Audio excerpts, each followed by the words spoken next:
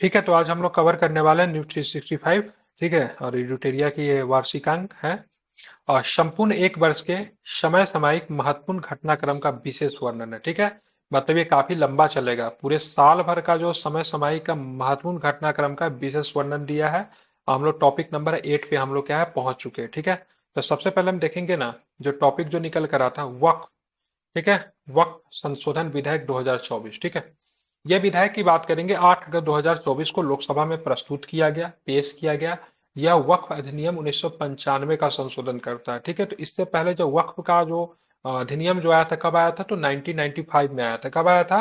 1995 में आया था। और फिर से जो अधिनियम जो लोकसभा में प्रस्तुत किया गया, वो कब किया गया? तो 2024 में किया गया। ठीक है, यह अधिनियम भारत में वक्फ संपत्ति को नियंत्रित करता है। इस्लामी मान्यता में धर्म के आधार पर दान दी गई, ठीक है, चल या अचल संपत्ति को क्या बोलते थे? वक्फ कहलाती है। ठीक है, तो ध्यान रखना है, अगर पूछा जाएगा वक्फ भूमि किसे कहते हैं, तो ये आपको ध्यान में रखना है। इस्लामी मान्यता में धर्म के आधार पर दान दी गई चल या अचल संपत्ति को कहा जाता है। इसको भी आपको ध्यान में रखना है, महत्वपूर्ण है। ठीक है, भूलेंगे नहीं।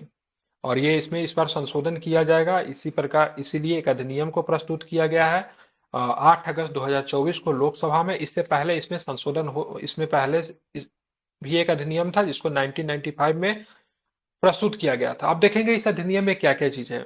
तो विधेयक में वर्तमान अधिनियम का नाम बदलकर संयुक्त वक्फ प्रबंधन सशक्तिकरण दक्षता और विकास अधिनियम 1995 कर दिया गया है। विधेयक में कहा गया है कि कम से कम 5 साल तक इस्लाम का पालन करने वाला व्यक्ति ही वक्फ घोषित कर सकता है। ठीक है, ध्यान में रखना है क्या क्या चीज कहा गया है।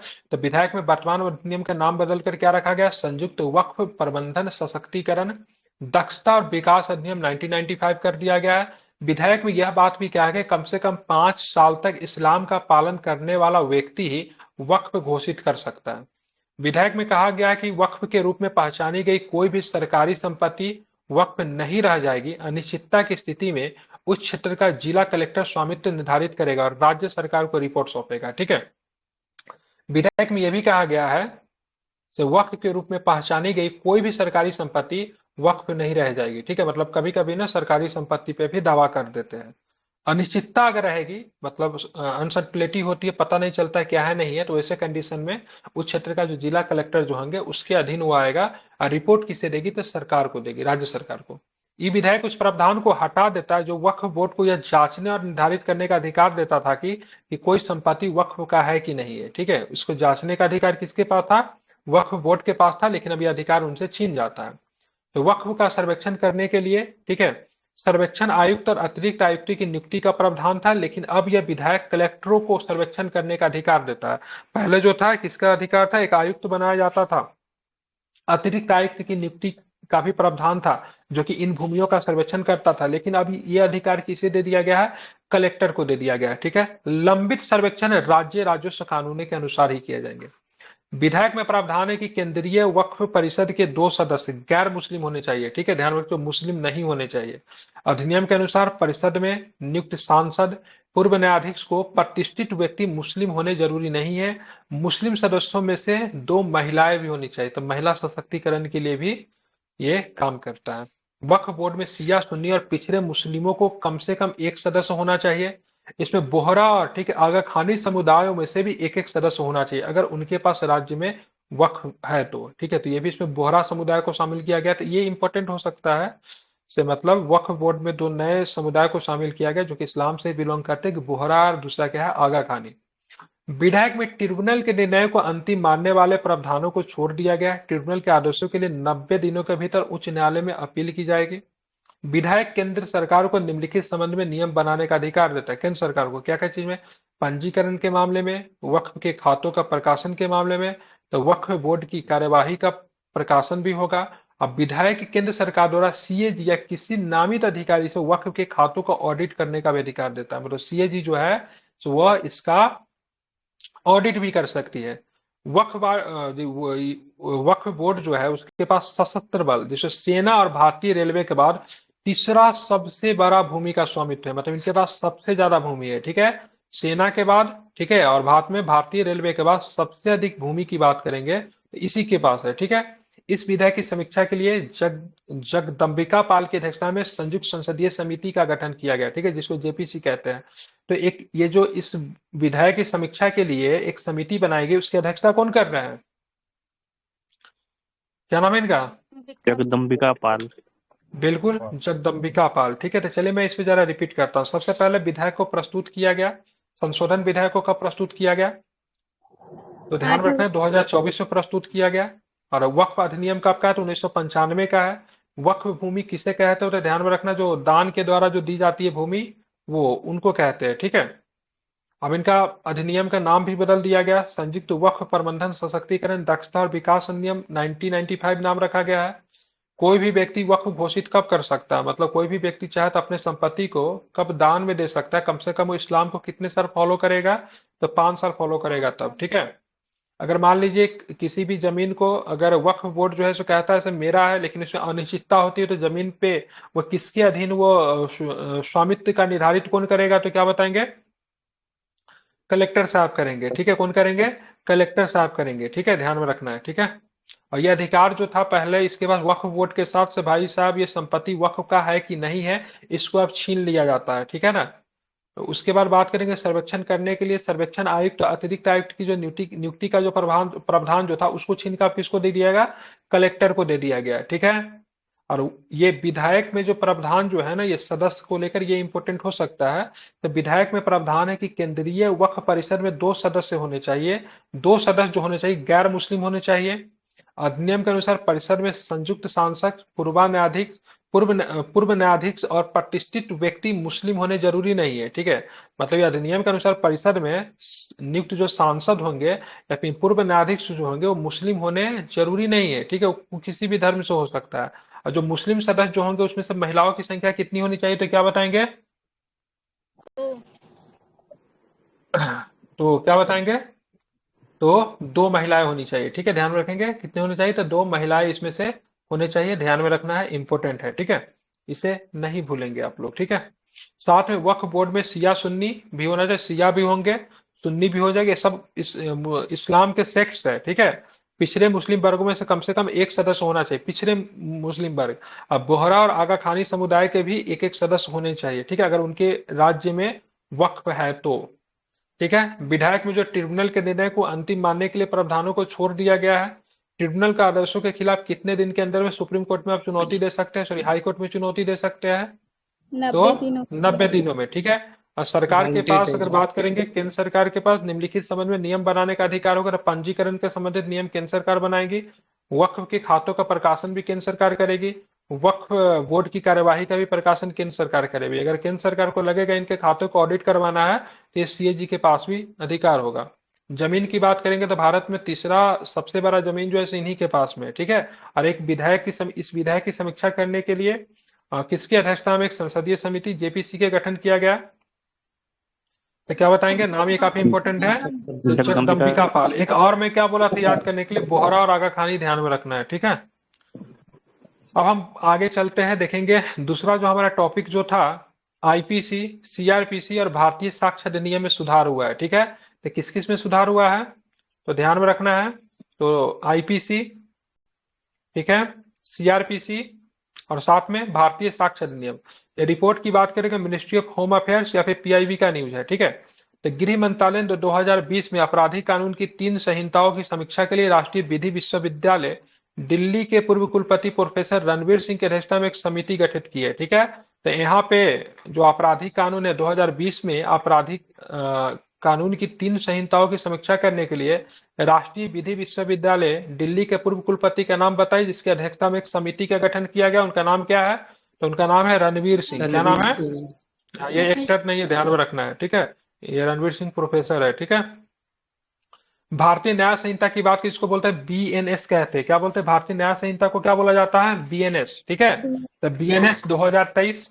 भारतीय नागरिक सुरक्षा संहिता की बात करेंगे, बीएनएसएस। क्या बोलते हैं? बीएनएस, बीएन जो सॉरी 2 बार ऐसे ना, भारतीय नागरिक संहिता बीएनएसएस। ठीक है, और भारतीय साक्ष्य अधिनियम 2023 1 जुलाई 2024 से लागू होगा। तो तारीख सीधा सीधा पूछा जा सकता है, ये तीनों कानून लागू कब से होंगे? तीनों नया कानून कब से लागू होंगे? तो क्या बताएंगे? कब से लागू होंगे? 2024 से। बिल्कुल, तो 1 जुलाई 2024 से ये तीनों के तीनों नए कानून जो होंगे लागू होंगे, ठीक है। अब ये कानून ने किसका रूप धारण किया, यही आपसे एग्जाम में प्रश्न आएगा, 100% आएगा। एक प्रश्न जो है इसे ध्यान में रखना है, यहाँ से फिक्स से आना, मैं बता दे रहा हूँ, सुनिए जरा। तो सबसे पहले जो था भारतीय दंड संहिता, जिसको बोलते थे आईपीसी। आईपीसी बिकम, आईपीसी क्या बन गया? BNS। ठीक है, तो आईपीसी बन न्याय गया, संहिता। तो आईपीसी बन गया, बीएनएस बन गया, ठीक है, ध्यान में रखना है। उसके बाद आएंगे, ठीक है, सीआरपीसी। सीआरपीसी, ठीक है। तो सीआरपीसी की बात करेंगे, तो ये सीआरपीसी की बात करें, ये क्या बन गया? तो BNSS। बीएनएसएस, संहिता तो भारतीय BNSS। नागरिक सुरक्षा संहिता, जिसको बोलते हैं बीएनएसएस, ठीक है। अब जो था यहाँ पे भारतीय साक्षर नियम, ठीक है, तो भारतीय साक्षर नियम की बात करेंगे, तो इसको हिंदी में कैसे लिखेंगे नहीं पता, बस ध्यान में रखेंगे। भारतीय साक्षर नियम को क्या बना दिया गया है? तो इनको बना दिया गया भारतीय साक्षर नियम। भारतीय साक्षर नियम का नाम क्या रखा गया? इसका कुछ नाम थोड़ा सा रखा गया ना, भारतीय सर साक्षर नियम पहले नया नाम है, ठीक है। और सर पहले का नाम पहले क्या नाम है? इंडियन सर पहले नाम हाँ, इंडियन इंडियन अरे बोल रहे हैं उस एविडेंस एक्ट था। एविडेंस एक्ट था, उसको अब भारतीय साक्ष्य अधिनियम कर दिया गया। हाँ, बस हिंदी उसमें नाम ज्यादा सा बदलाव नहीं किया है, बस इतना ध्यान में रखना है, ठीक है। तो इसमें आप दो तीन चीजें ध्यान में रखना है। सबसे पहले आईपीसी की बात करेंगे, ये कब का कानून था? तो 1860 का कानून था। कब का था? बिल्कुल। उसके बाद बात करेंगे सीआरपीसी की, बात करेंगे कब का कानून था? सीआरपीसी जो था 1973 का कानून है, ठीक है।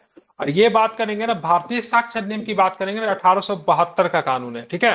तो ये तो मैकाले संहिता वाला ही है ना, ठीक है, ये 1860 वाला। तो आईपीसी 1860 का है, और सीआरपीसी की बात करेंगे तो 1973 का है, और भारतीय साक्षर नियम की बात करेंगे तो 1872 का कानून है, ठीक है। तो इन कानूनों का क्या लेंगे? स्थान लेंगे। चलिए एक बार मैं आप लोग से रिपीट कर रहा हूं, ठीक है। चलिए आईपीसी की बात करेंगे, कब का कानून है आईपीसी? इंडियन पैनल कोड, क्या होता है ये आईपीसी?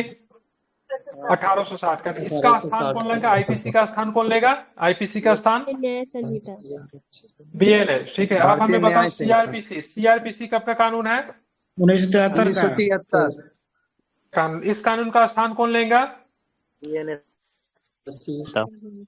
तो बीएनएसएस, ठीक है, क्या लेगा इसका? बीएनएसएस। अब मैं आऊं इस पे, ठीक है, भारतीय साक्षर अधिनियम 1872 का कानून है, इसका स्थान कौन लेगा? तो भारतीय साक्षर अधिनियम 2024, हाँ 2024। तो 72 को 1872 वाला का 2024 आपको ध्यान में रखना है, बाकी कुछ याद नहीं रखना है। अब यहाँ पे देखोगे कुछ चीजें हैं रिवीजन के तौर पे, इसको ध्यान में रखना है। तो भारतीय दंड संहिता की बात करेंगे, मसौदा की बात करेंगे, इसको ड्राफ्ट किसने तैयार किया था? तो 1834 में थॉमस बैबिंगटन मैकाले ने तैयार किया था, लेकिन ये उस समय तो बना था, लेकिन इस लागू की बात करें कैंगिंग के शासनकाल में हुआ था, ठीक है। कब लागू हुआ था? तो कैंगिंग के शासनकाल में लागू हुआ था। तो ये मसौदा जो था, ड्राफ्टिंग कमेटी जो बनी गई थी एक लॉ मेकिंग के लिए, से कानून बनाना जाने, जिसको मैकाले की अध्यक्षता में कब बनाई गई थी? विधि आयोग जो था, एक विधि आयोग बनी थी ना, ठीक है, कब? 1834 में बनी थी। कब बनी थी? 1834 में बनी थी। इस समय जो गवर्नर कौन हो जाएंगे? तो विलियम बेंटिक साहब थे, कौन थे? बेंटिक थे, ठीक है। तो बेंटिक के समय में ये जिम्मेवारी किसको दी गई? मैकाले को जिम्मेवारी दी गई, और मैकाले ने जो कानून जो बनाकर दिया, विधि जो बनाकर दिया, ये संहिता की बात करें, कैंगिंग के शासन में जाके 1860 में लागू होती है। कब से लागू होती है? तो 1860 में लागू होती है, ठीक है। अब ये आईपीसी की बात करेंगे तो कब का कानून है? 1860 का कानून है। कब का कानून है आईपीसी? तो 1860 का कानून है, ठीक है। उसमें 23 अध्याय और 511 धाराएं थी, ठीक है। कितनी थी? धाराएं नहीं बोले, धारा 302, धारा 303, है ना, तो ध्यान में रखना है। तो ये कुछ धाराएं हुआ करती थी, तो उसमें 511 धाराएं थी। धाराएं आप ध्यान में रखो, धाराएं पूछा जा सकता है, कितने धाराएं थी उसमें? 511 धाराएं थी। अब जाके क्या किया गया, उसमें बहुत सारे धाराओं को हटा दिया गया है, ठीक है। सबसे पहले उसमें 30 अध्याय था और 511 धाराएं थी। अब अध्याय की संख्या घटकर कितनी हो गई है? तो 20 हो गई है। कितनी हो गई है? तो अध्याय जो था 20 हो गया, धारा जो था 511 उसको कम करके कितना कर दिया? 358। तो पहले आपको ये ध्यान में रखना है, पहले जो थी 23 धाराएं थी, अब धाराओं की संख्या 20 पाई गई है, और 511 जो था अब कम कर कितनी हो गई, 358 हो गई है। तो ये नए वाला में है, जिसको हमने बीएनएस बोलते हैं, भारतीय न्याय संहिता बोलते हैं, ठीक है। ये जो है आईपीसी है, क्या है ये, तो ये आईपीसी है और ये आपका बीएनएस है, ठीक है, याद रहेगा। 1834 में कानून बनी थी, लेकिन इसका क्रियान्वयन कब से होता है, तो ड्यूरिंग द 1860 रीन ऑफ, क्या नाम है इसका यार, कैंगिंग, ठीक है, 1860 में, ठीक है। तो इसको आपको ध्यान में रखना है, ठीक है, भूलेंगे नहीं आप, ठीक है। अब यहाँ पे जो ये था, ये हम लोग को नहीं पढ़ना है, ठीक है, ये सब फालतू है, ठीक है, ये नहीं पूछेगा आपसे तो चोरी करने के लिए कौन लगता था, आप क्या लगेगा नहीं लगेगा, लेकिन आप चाहो तो इसको कर सकते हैं, लेकिन इंपॉर्टेंट नहीं, मेरे हिसाब से ये नहीं आएगा एग्जाम में, ठीक है। ये किन के लिए टेंशन का काम बढ़ गया, जो पुलिस डिपार्टमेंट वगैरह में उन लोग को याद करना पड़ता है, वो एप्लीकेशन वगैरह लॉन्च किया, देखते रहते यार पहले कौन था अब क्या लगेगा, ठीक है। तो ये बड़ा जटिल काम उन लोगों के लिए बना था, क्योंकि जल्दी तो याद होने वाला नहीं है, वो शुरू से चल रहा था, 1860 से था, तो सबको याद हो गया था। अब जाके ये चीजें क्या है, से मतलब डिफरेंट हो गई है, ठीक है। तो ध्यान में इसको रखना है।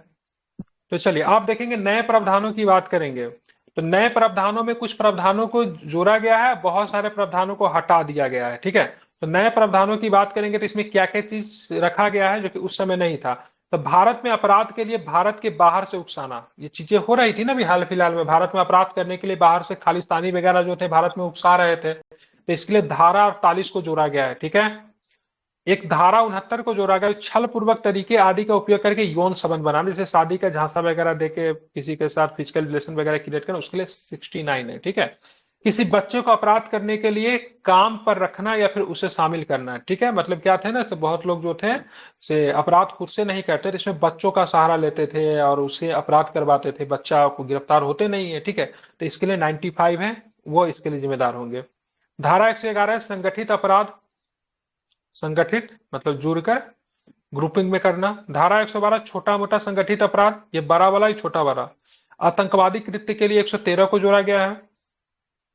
भारत की संप्रभुता एकता और अखंडता को खतरे में डालने के लिए 152 है। 226 की बात है, बात शक्ति के प्रयोग को मजबूर करने को रोकने के लिए आत्महत्या करने का प्रयास, मतलब प्रयास करना, वैध शक्ति के प्रयोग को मजबूर करने या फिर रोकने के लिए आत्महत्या करने का प्रयास के लिए भी जोड़ा गया है। एक नया चीज स्नेचिंग, ठीक है, उस समय तो स्नेचिंग होता नहीं था ड्यूरिंग द ब्रिटिश पीरियड, लेकिन अब जाके ये भी हो गया है, तो इसके लिए मतलब क्या था, स्नेचिंग को जोड़ा गया, ठीक है। हटाया किसको गया है, तो ध्यान में रखेंगे अप्राकृतिक यौन अपराध 377 को हटा दिया गया, it's not a crime now, ठीक है, ध्यान में रखना है। व्यभिचार और ठग आदि को, ये सबको हटा दिया गया। व्यभिचार का मतलब समझते क्या होता है, मतलब किसे एक्स्ट्रा, क्या बोलते हैं उसको यार, अननेचुरल अफेयर्स नहीं, व्यभिचार का मतलब वो नहीं होता है, ठीक है, उसको बोलते हैं एक्स्ट्रा अफेयर, क्या बोलते हैं यार, शादी के बाद जो होता है मैरिटल उसको अफेयर। मैरिटल अफेयर्स, ठीक है, मैरिटेरियल हाँ, तो अफेयर। उसको मैरिटेरियल नहीं होता है, ठीक है, जो भी होता है उसको हटा दिया गया, मतलब इट्स नॉट ए क्राइम। तो मतलब जो शादीशुदा लोग हैं अगर उनका अफेयर्स किसी के साथ है, नॉट ओनली फीमेल, मेल भी, तो वो इट्स नॉट ए क्राइम, ठीक है, ऐसा हमारे सुप्रीम कोर्ट या फिर हमारे लॉ में है, ठीक है। ठगी आदि को भी हटा दिया गया है, ठीक है। ठगी सर उस ये समय खूब होता अननेचुरल था, होगा ठीक यहाँ है, पे। क्या, अरे अप्राकृतिक यौन दिया हुआ है ना यहाँ पे, अप्राकृतिक यौन का नेचुरल यहाँ पे तो अच्छा है ही ऑलरेडी। ये व्यभिचार का मतलब होता है जो हाँ, एक्स्ट्रा अडल्ट्री होता अफेयर्स है नहीं जो। होते, उन एडल्ट्री जिसको बोलते हैं, सो है इसमें, ठीक है। हाँ, तो ये सब है, लेकिन हमें ये याद नहीं रखना। आप हाँ, आप ये याद रख सकते हो किस किस को हटा दिया गया है, तो इन चीजों को हटा दिया गया है, ठीक है, इन चीजों को शामिल किया गया है, ठीक है। बाकी धारा वगैरह हमारे लिए इंपॉर्टेंट नहीं है, ठीक है, इसको आपको ध्यान में रखना, उतना इंपॉर्टेंट नहीं है। इंपॉर्टेंट जो था यही था कि कौन कानून का कौन सा स्थान लिया, कितने धाराएं थे पहले, अब कितने हैं, सो हो गया, किसके आयोग में यह अध्यक्षता बनी थी, ये आपको ध्यान में रखना है, इंपॉर्टेंट है। अब चलिए, अब जो हम लोग देखते हैं यहाँ पे, ठीक है, भारतीय नागरिक सुरक्षा संहिता, जिसको हम लोग बोलते हैं बीएनएसएस 2023।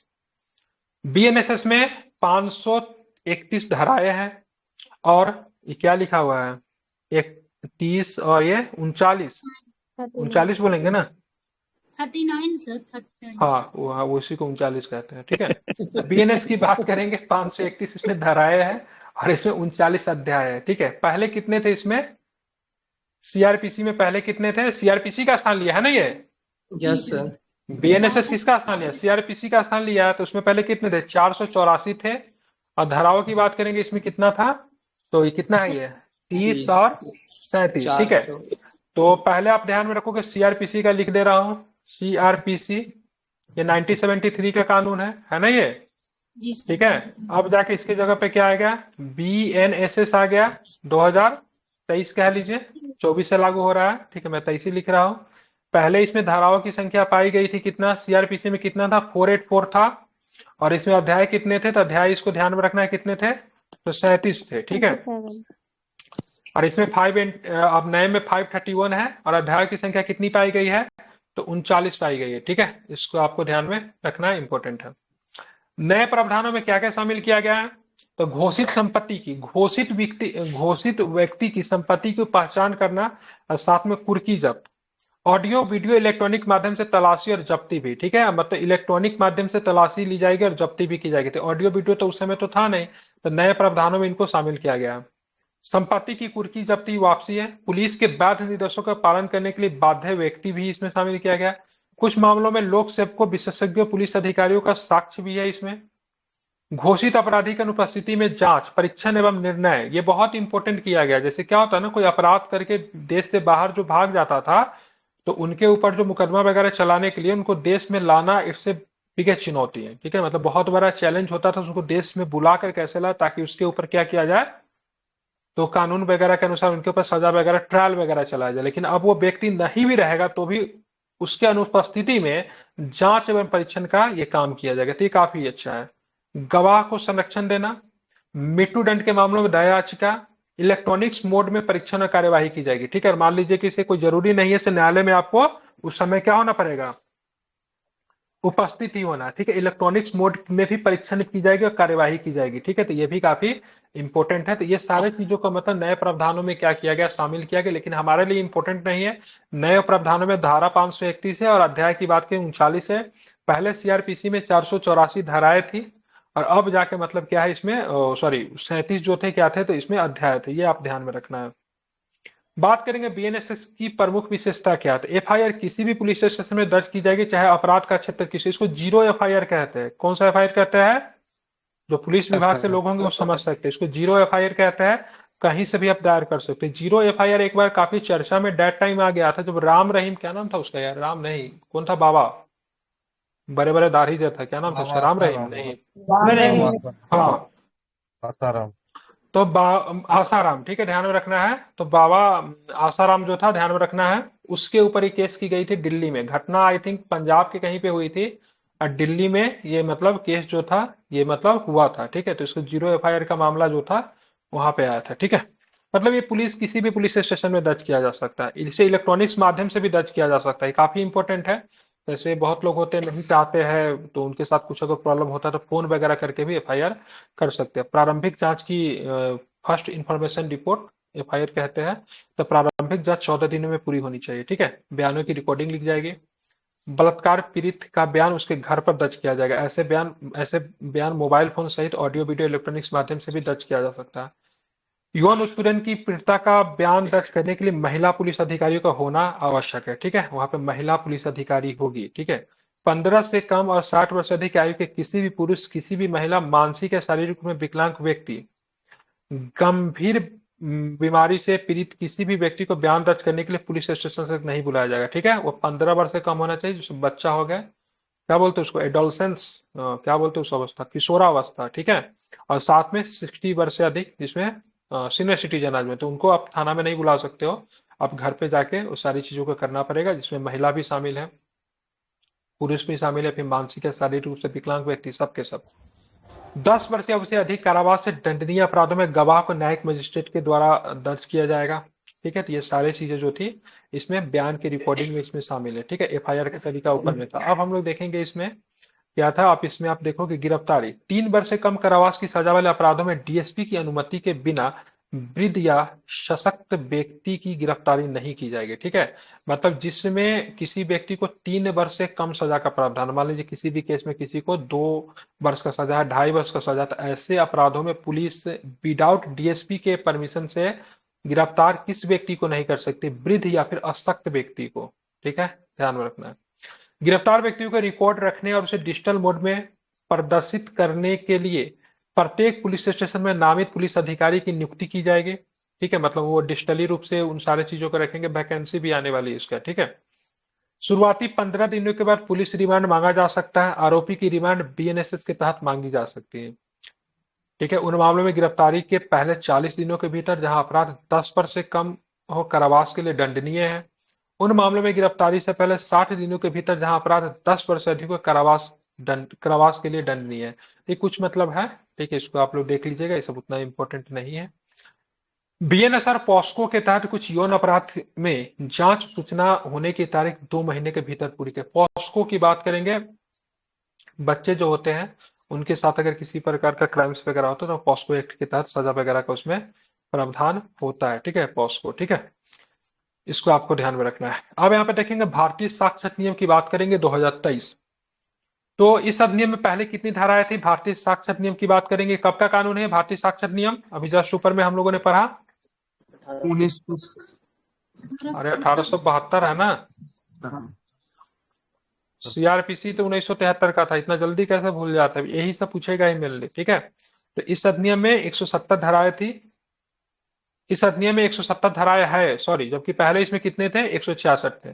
ये किसी भी न्यायालय में या उसके समक्ष सभी न्यायिक कार्यवाहियों पर लागू होगा, जिसमें सैन्य न्यायालय भी शामिल है, ठीक है। लेकिन किसी न्यायालय या अधिकारी के समक्ष प्रस्तुत हलफनामों या मध्यस्थ के समक्ष कार्यवाही पर लागू नहीं होता है। मुख्य प्रावधान क्या है? तो इलेक्ट्रॉनिक्स या डिजिटल रिकॉर्ड के लिए एक नई धारा 61 जोड़ी गई है। इलेक्ट्रॉनिक्स या डिजिटल रिकॉर्ड को साक्ष्य के रूप में स्वीकार करने की अनुमति देता है, जिससे उनके पारंपरिक दस्तावेज साक्ष्य के बराबर कानून की वैधता प्राप्त होगी।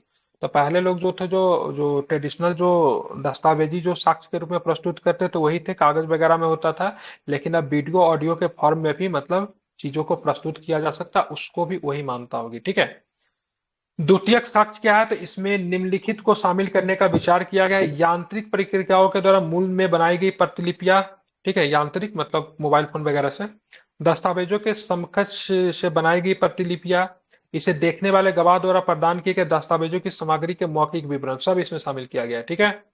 दस्तावेज की सटीक परिभाषा में इलेक्ट्रॉनिक रिकॉर्ड भी शामिल है। डीएनए साक्ष्य की स्वीकार्यता के लिए विशेष प्रावधान किए गए। तो ये सब कुछ शामिल किया गया, लेकिन इतना डिटेल्स में इसमें दिया हुआ है, चिंता करने की बात नहीं है। बस आप लोग साल याद रखना और किस कानून से किसको रिप्लेस किया है वो ध्यान में रखना है, और उसमें पहले कितनी धाराएं थी, अभी कितना धारा है, वही ध्यान में रखना है, और कुछ नहीं है, ठीक है।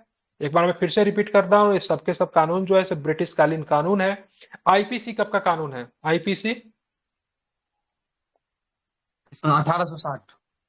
1860 का कानून है, ठीक है। आप उसका स्थान कौन सा कानून ले लिया है? बीएनएस ले लिया है। आईपीसी में पहले कितने अध्याय हुआ करते थे? आईपीसी में आईपीसी में 551 अध्याय पूछ रहा हूं मैं, ठीक है। अभी आईपीसी का पूछ रहा हूँ, सीआरपीसी का बता रहे हो, 20 होगा। कमाल है मतलब, ठीक है। तो पहले ध्यान में रखना है, पहले 23 था, अब 20 है, ठीक है। और आईपीसी में धारा की बात करें 511 था, अब जाके कितना है? तो कितना है? 358 है, ठीक है, 358, ठीक है। अब उसके बाद बात करेंगे बीएनएसएस, जिसको भारतीय नागरिक सुरक्षा कानून कहते हैं। इस किस कानून को रिप्लेस किया है? तो क्या बताएंगे? सीआरपीसी 1973 का कानून था, ठीक है। उस समय इसमें कितनी धाराएं थी? उस समय कितनी थी? फिर उल्टा बोल रहा है, 484 था, इसमें बढ़ा है, ठीक है, 484 था। और अध्याय जो थे 37 थे, अब जाकर अध्याय भी बढ़ गए, 39 हो गया है। और धारा भी इसमें क्या हो गया? बढ़ गया, बढ़कर 531 हो गया है, ठीक है। 0 एफआईआर को भी शामिल कर लिया गया, ये भी ध्यान में रखना है।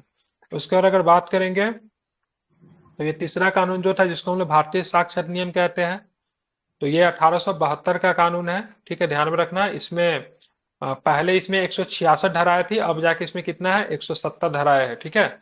इन्हीं चीजों को क्या है आपको ध्यान में रखना है, ठीक है। अब आते हैं 24वां एससीओ शिखर सम्मेलन, ठीक है। क्या है टॉपिक? तो 24वां एससीओ शिखर सम्मेलन की बात करेंगे तो कहाँ पे इसका आयोजन किया जाएगा हम देखेंगे, ठीक है। तो एससीओ राष्ट्र अध्यक्ष परिषद 24वीं बैठक एससीओ शिखर सम्मेलन 4 जुलाई 2024 को काजिकिस्तान की अध्यक्षता में, ठीक है, काजिकिस्तान की अध्यक्षता में अस्ताना में आयोजित की जाएगी, ठीक है। तो काजिकिस्तान का कैपिटल की बात करें कहाँ पे? अस्ताना है, ठीक है। तो एससीओ का शिखर सम्मेलन कहाँ होने वाला है? 24वां नंबर शिखर सम्मेलन एससीओ का, तो क्या बताएंगे? कहाँ पे होगा ये? काजाकिस्तान के तो आस्थाना में। आस्थाना में होगा, ठीक है। तो काजाकिस्तान के आस्थाना में 24वां नंबर का शिखर सम्मेलन हो रहा है। इसको आपको ध्यान में रखना है, इंपॉर्टेंट है, भूलेंगे नहीं, ठीक है। हाँ, तो उसके बाद अगर हम बात करेंगे तो ध्यान में नया सदस्य की बात करेंगे तो एससीओ का 10वां सदस्य मिल गया, ठीक है। तो किस देश के रूप में एससीओ का 10वां सदस्य मिला है, तो क्या बताएंगे? बेलारूस। तो बेलारूस। बेलारूस के रूप में मिला है, ठीक है। तो ध्यान रखना एससीओ का जो 10वां सदस्य जो मिला है, ध्यान में रखना है किसके रूप में मिला है, तो बेलारूस के रूप में मिला है। इसको आप भूलेंगे नहीं, महत्वपूर्ण है। आस्थाना घोषणा की बात करेंगे तो 24वें एससीओ शिखर सम्मेलन में आस्थाना घोषणा अपनाया गया। ये घोषणा क्या होता है? जब शिखर सम्मेलन जब हो जाता है ना, तो उसके बाद एक डिक्लेरेशन होता है। सामूहिक रूप से जो नेता जो होते हैं, मतलब जितने भी इसमें देश के लोग जो शामिल है, से 10 देश शामिल है, तो 10 एक साथ आएंगे। और जो यहाँ पे बातें जो हुई ना, उनका ना वो बोलेंगे से हाँ, हम इस सारी चीजों को क्या करते, मंजूर करते हैं। यहाँ पे जो भी बातें हुई है हमारे सामूहिक निर्णय में फैसला लिया गया। तो वही ना सामूहिक रूप से ना एक क्या होता है, मीडिया के सामने क्या होता है, डिक्लेरेशन घोषणा करते हैं। जैसे कि से हमारे यहाँ पे G20 में दिल्ली डिक्लेरेशन आपने देखा होगा, देखा था ना, दिल्ली में होता है। तो जनरली जहाँ पे मीटिंग होता है ना, उसी के नाम से, उसी के शहर के नाम से क्या होता है, डिक्लेरेशन होता है। जिसका मतलब संक्षेप में यही होता है, से जो भी इस ग्रुप के मेंबर है, वह सब जो है यहाँ पे जो भी बातें वगैरह हुई, उसको संयुक्त रूप से मतलब क्या करते हैं, स्वीकार करते हैं, ठीक है। तो दिल्ली डिक्लेरेशन के साथ सबसे बड़ा दिक्कत क्या आता है, जैसे चाइना था, बहुत सारे देश थे जो कि हमारे चीजों से व्यक्तित्व नहीं रखते हैं। तो डिक्लेरेशन में कोशिश किया जाता है सभी के सभी देश मतलब क्या हो, मान जाए, ठीक है। अगर 20 सदस्य है, अगर 4 से 5 सदस्य उन चीजों को अगर नहीं मानते हैं, तो माना जाता है वो चीज जो है सो सफल नहीं हुआ, ठीक है। तो दिल्ली डिक्लेरेशन के समय में थोड़ा दिक्कतें आई थी, क्योंकि बहुत सारा मैटर था, विश्व दो ध्रुवी में था। कुछ यूक्रेन के साथ थे, तो कुछ जो थे रशिया के साथ थे इस मैटर को लेकर। लेकिन हम लोगों ने काफी बहादुरी से दोनों को टैकल कर तो दिल्ली डिक्लेरेशन के लिए सबको मना लिया था। तो यहाँ पे जो घोषणा जो हुआ था उसको क्या बोलते हैं, आस्थाना घोषणा, फिर आस्थाना डिक्लेरेशन के नाम से जानते हैं, ठीक है। इस घोषणा में जिन चीजों पे बात हुई, ठीक है, तो इसमें ऊर्जा है, सुरक्षा है, व्यापार है, वित्त है, सूचना है, सुरक्षा, 25 स्ट्रेटेजिक, ठीक है, एग्रीमेंट किए गए, ठीक है। तो 25 रणनीतिक समझौते को मंजूरी दी गई। तो यही जो समझौता जो था, इसमें 10 देशों ने क्या किया, अपना सहभागिता दर्ज करवाया, ठीक है। 2025-27 के लिए आतंकवाद, अलगावाद और उग्रवाद का मुकाबला करने के लिए सहयोग कार्यक्रम भी है। 24 से 29 के लिए मादक पदार्थ विरोधी रणनीति भी अपनाया गया। 2035 तक एससीओ विकास रणनीति को अपनाया गया है। 2030 तक ऊर्जा सहयोग की रणनीति भी अपनाई गई है। चीन के किंगदाओ शहर में 24-25 के लिए एससीओ पर्यटन और सांस्कृतिक राजधानी घोषित किया गया, ठीक है।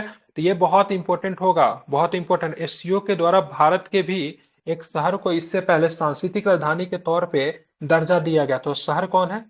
बनारसी।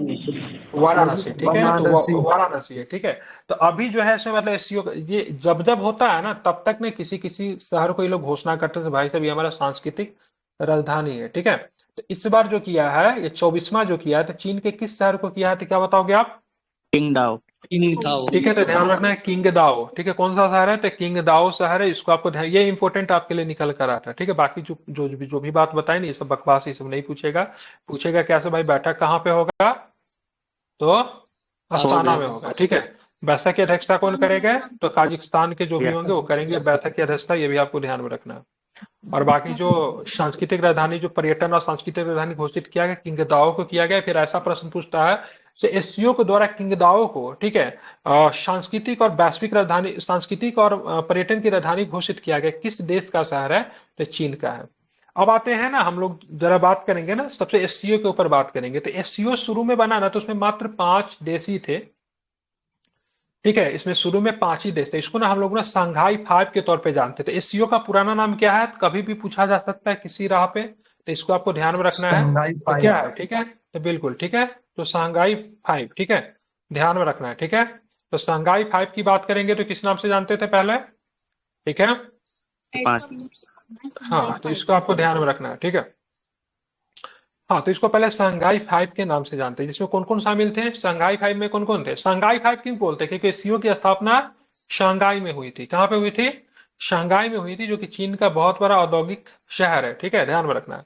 तो 1996 में शंघाई में 5 देशों के द्वारा एक ग्रुप बनाया गया, जिसका नाम था शंघाई 5, जिसमें रूस था, चीन था, काजाकिस्तान था, किर्गिस्तान था, ताजिकिस्तान था, ठीक है। ये तान तान तान जो देख रहे हैं ना, ये कभी ना कभी रसिया का पार्ट हुआ करता था। It is they are the part of USSR, ठीक है। तो बिल्कुल, तो यूएसएसआर का पार्ट था, ध्यान में इसको रखना है। तो अब जाके इसमें पांचों देश का ना आपको नाम याद करना पड़ता है, काफी अधिक इंपॉर्टेंट है, फिर से मैं बोल रहा हूँ, रूस, चीन, दोनों तो याद ही रहेंगे, ताजिकिस्तान, किर्गिस्तान, ताजिकिस्तान, ठीक है। अब जाके इसका एक्सटेंड की बात करेंगे तो ये शंघाई 5 का जो एक्सटेंशन की बात करें तो 5 साल के बाद होता है। 2001 में क्या होता है ना, एक अंतर्राष्ट्रीय संगठन के रूप में एससीओ की स्थापना की गई और उसमें छठे सदस्य के रूप में उज्बेकिस्तान को शामिल किया गया, ठीक है।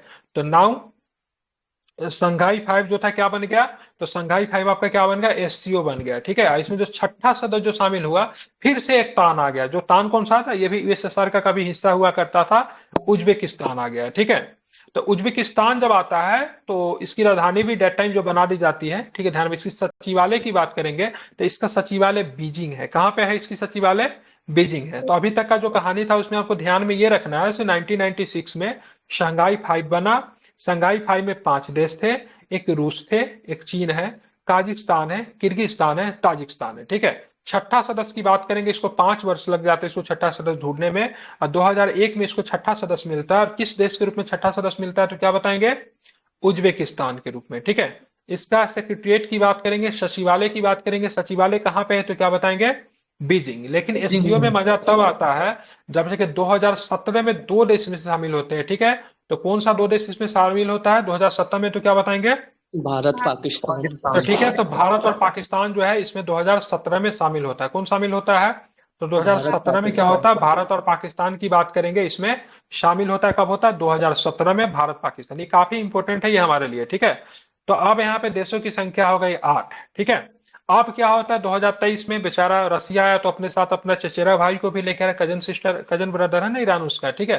तो उसको भी लेकर आता 2023 में। इसमें आप देखेंगे तो मूलतः जो बहुत ज्यादा जो इफेक्ट जो है ना, ये सबके सब चाइना और चाइना, स्पेशली चाइना का बहुत ही ज्यादा मतलब क्या है, इस पे प्रभाव है, ठीक है। तो 2023 में ईरान शामिल हो गया, फिर रसिया का फिर एक पड़ोसी मुल्क जो कि उसका सबसे बड़ा सपोर्टर भी है, ठीक है, बेलारूस, वो भी इसके 10वां सदस्य के रूप में शामिल हुआ। तो शुरू में आपको ध्यान में रखना है, शुरू में कितने देश थे, 5। एक मिनट में एक कॉल ले रहा हूं, ठीक है।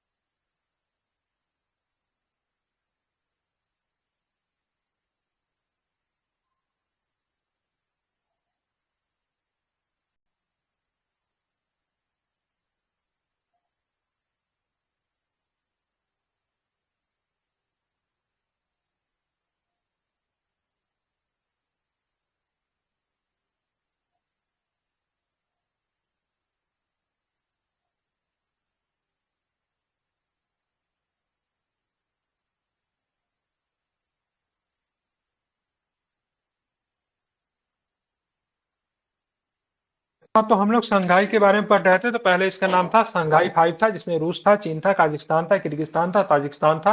पहला एक्सटेंशन इसका हुआ 2001 में, और 2001 में जो छठा देश के रूप में शामिल हुआ जिसका नाम था उज्बेकिस्तान, ठीक है। और 2001 में ध्यान में रखना है, तो 2001 में इसकी जो सचिवालय जो थी कहाँ पे थी, बीजिंग भी बनाई गई। इस समूह का विस्तार फिर 2017 में किया गया। 2017 में फिर से 2 देश शामिल होते हैं जो कि भारत और पाकिस्तान।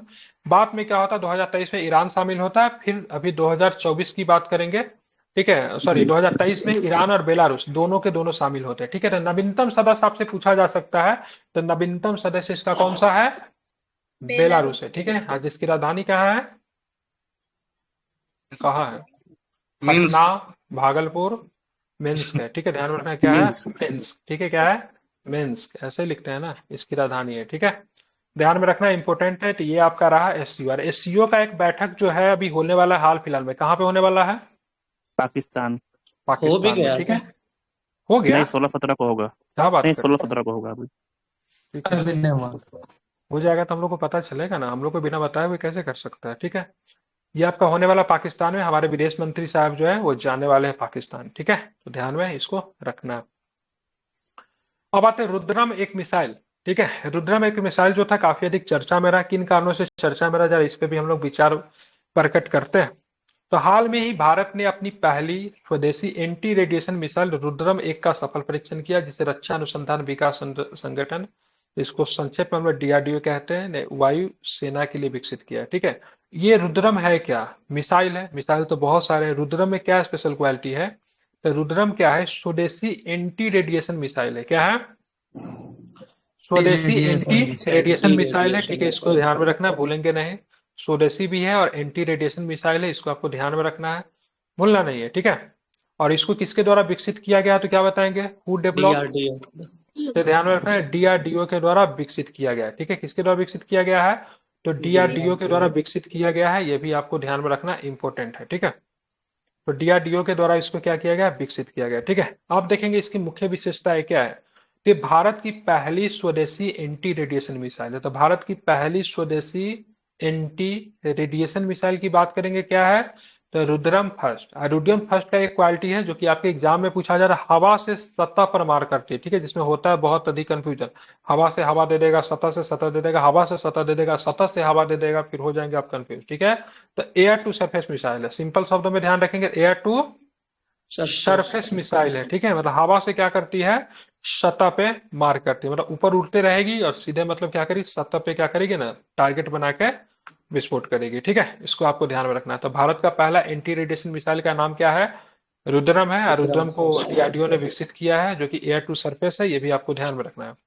इसमें इनरिटियल नेविगेशन सिस्टम, ठीक है, आईएनएस जीपीएस नेविगेशन और अंतिम हमले के निष्क्रिय होमिंग हेड की सुविधा है, जिसे यह विकिरण उत्सर्जित करने वाले लक्ष्यों पर सटीकता से प्रहार कर सकता है। मिसाइल को 500 मीटर से लेकर 15 किलोमीटर की अलग अलग ऊंचाइयों से प्रक्षेपित किया जा सकता है। ठीक है, मतलब 500 मीटर से लेकर 1500 किलोमीटर की 15 किलोमीटर की ऊंचाई से मतलब क्या कर सकते हैं? इसको प्रक्षेपित कर सकते हैं। ठीक है, तो काफी पावरफुल है, यह भी आपको ध्यान में रखना है। ठीक है, यूसीसी की बात करेंगे, यूनिफॉर्म सिविल कोड कहते हैं ना, ध्यान में काफी चर्चा में रहा। अभी चर्चा में रहने का रीजन क्या है? सभी हमारे उत्तराखंड राज्य ने बोला से भाई हम तो लागू करने जा रहे हैं, बाकी देख लो। ठीक है, तो यूसीसी की बात करेंगे, हमारा संविधान का हिस्सा है। हमारा संविधान के किस भाग में है हिस्सा, कि किस भाग में हमारा? भाग 4 में आर्टिकल 44 44। में है ना? बिल्कुल, भाग 4 में है, आर्टिकल 44 में है हमारा। ये किसका हिस्सा है? तो डीपीएसपी का हिस्सा है। ठीक है, तो प्राइम मिनिस्टर साहब की बात करेंगे तो 78वें स्वतंत्रता दिवस के अवसर पर अपने भाषण में कहा कि सर्वोच्च न्यायालय ने समान नागरिक संहिता के मुद्दे पर बार बार विचार किया है।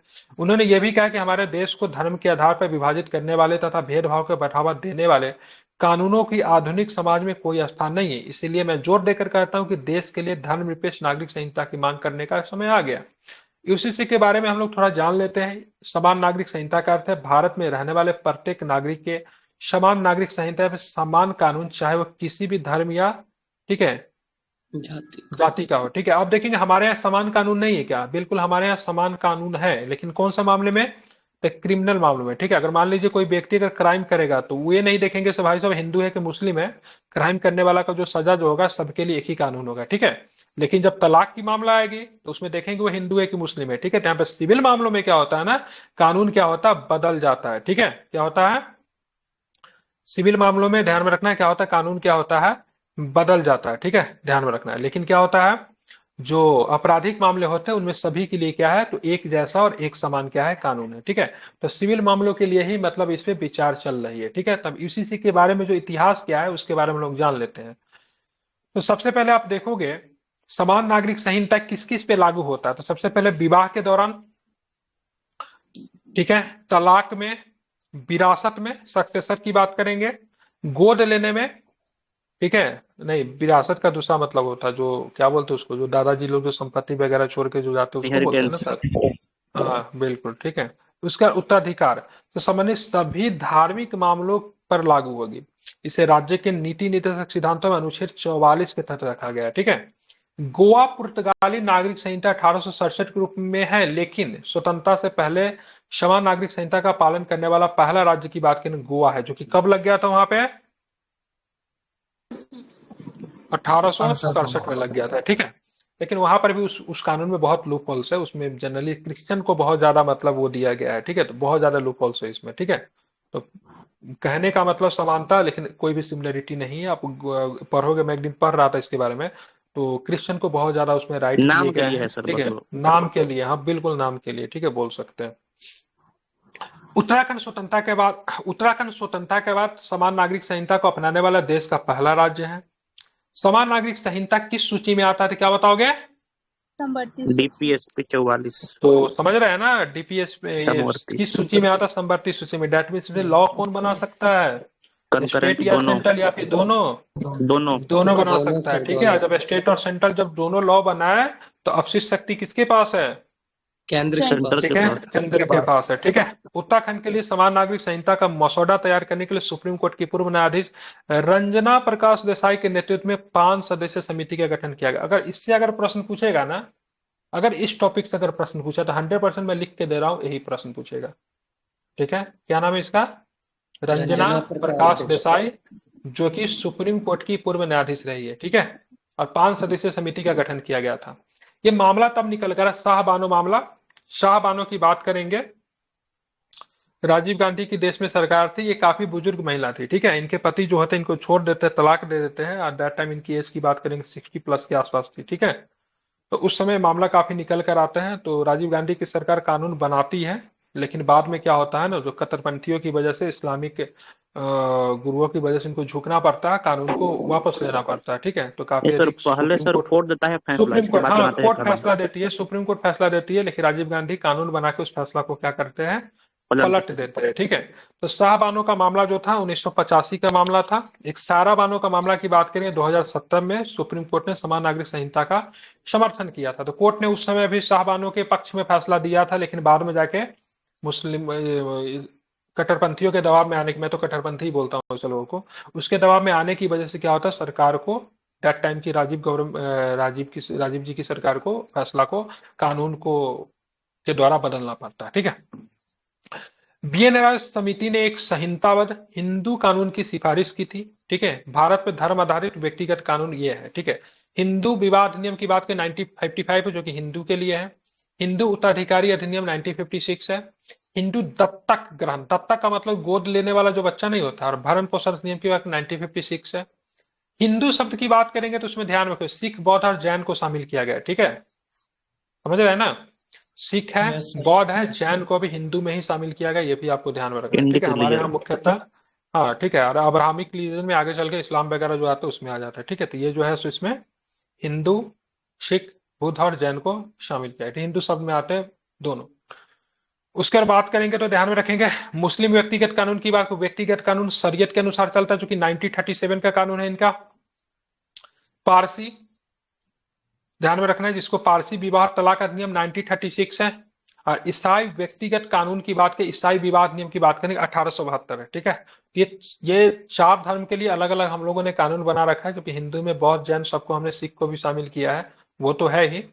और उसके बाद 1937 की बात करेंगे तो ध्यान में रखना है मुस्लिम व्यक्तिगत कानून है, जिसको हम लोग सरिया लॉ कहते हैं। सरिया लॉ के हिसाब से मेरा चलेगा, तो ये लोग हमेशा कहते रहते हैं सरिया लॉ, सरकारें कहती है भाई साहब सबके लिए एक जैसा लॉ होना चाहिए, चाहे वो सरिया हो, चाहे पारसी के लेकर हो, या फिर ईसाई धर्म के लिए, या फिर हिंदू के लिए, लॉ सबके लिए एक जैसी होनी चाहिए।